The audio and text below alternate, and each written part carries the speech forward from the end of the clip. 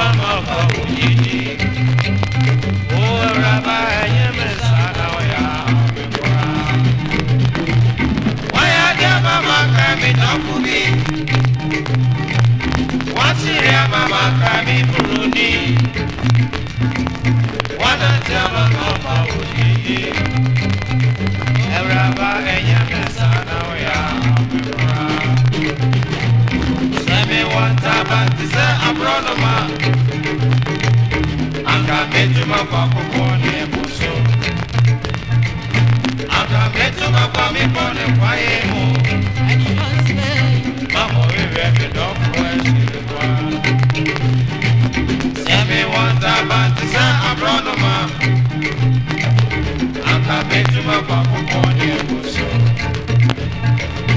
I'm coming to my family for the quiet home. Mamma, we read the dog question.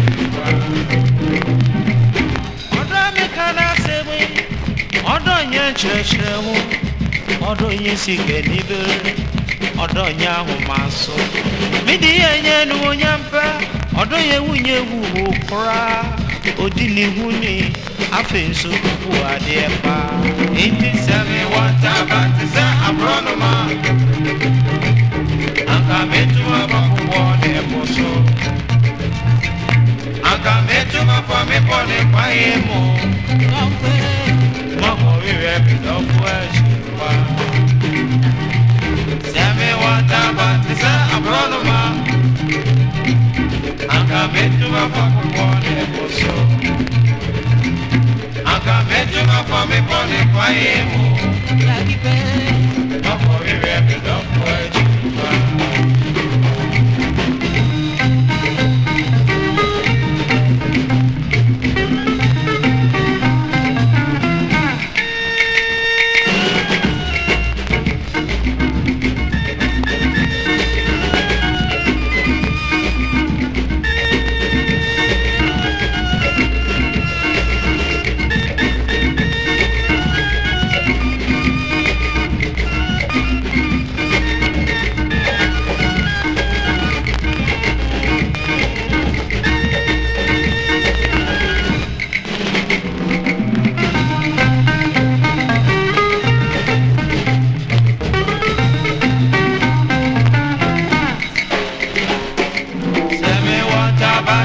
Abronoma.